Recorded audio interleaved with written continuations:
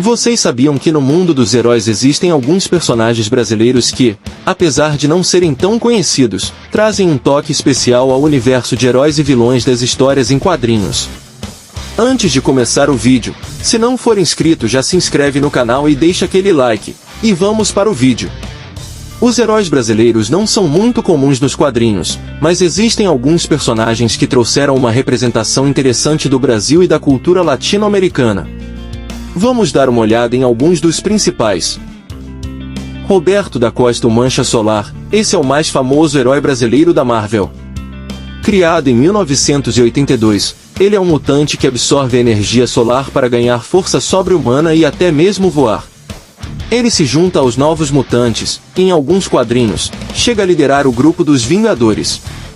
O personagem traz algumas referências ao Brasil, e suas histórias frequentemente tocam em temas de preconceito e luta por aceitação. Beatriz da Costa, também conhecida como Fogo, é a brasileira mais famosa da DC. Ela começa sua carreira como agente do governo brasileiro, atuando em operações secretas, até que adquire poderes de manipulação de fogo verde. Beatriz fez parte da Liga da Justiça Internacional e é conhecida por sua personalidade extrovertida e estilo irreverente. Seu visual e poderes marcantes a tornam uma das personagens mais carismáticas da DC. Um dos primeiros super-heróis brasileiros, Capitão 7, foi criado na década de 1950 para a televisão e acabou migrando para os quadrinhos. Ele é um humano modificado por alienígenas, que lhe deram superpoderes como super-força e habilidade de voar. O Capitão 7 lutava contra ameaças alienígenas, mas também enfrentava vilões mais locais, sempre defendendo o Brasil e trazendo temas nacionais. Amara, conhecida como Magma, nasceu em uma cidade chamada Nova Roma, escondida no coração da selva amazônica. Filha de um traidor do governo, Amara teve de fugir e viver sozinha na floresta. Durante uma expedição dos X-Men ao Brasil, ela é encontrada pelos mutantes. Seus poderes despertaram quando ela foi jogada por Selene em um poço de lava.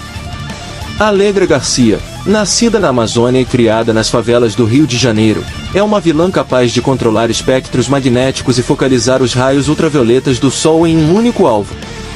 Foi presa no Arkham Asylum e resgatada por Deathstroke, contratado pelo seu pai.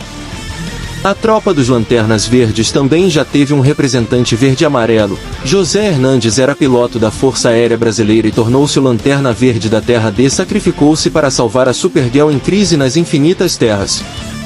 A Havaiala, a Tigresa Branca, ela é descendente de porto-riquenhos. Ela também representa os latinos da Marvel e tem uma ligação com o Brasil. Ela possui o amuleto da Tigresa Branca, que dá a ela habilidades sobre-humanas. Apesar de ser mais conhecido nos games, Blanca também aparece em algumas adaptações para animes. O personagem é brasileiro, tem a pele verde e habilidades elétricas que parecem inspiradas na Amazônia e nas lendas sobre criaturas selvagens. É um daqueles personagens com uma brasilidade peculiar. O Doutrinador. Esse personagem é mais recente e surgiu em quadrinhos independentes. Ele é um vigilante brasileiro que caça políticos corruptos, juízes, empresários corruptos do Brasil. O Doutrinador ganhou fama por tocar em um tema bem próximo da realidade brasileira e já virou filme e série. Ele é um herói brutal e sem superpoderes, mas sua luta é totalmente focada em justiça. Esses personagens trazem um pouco do Brasil para o mundo dos quadrinhos, cada um com sua própria abordagem e estilo.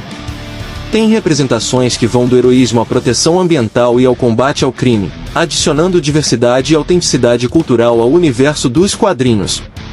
Deixe aí nos comentários a opinião de vocês sobre personagens brasileiros nos quadrinhos. E não se esqueçam de se inscrever no canal e deixar aquele like para fortalecer. Até o próximo vídeo.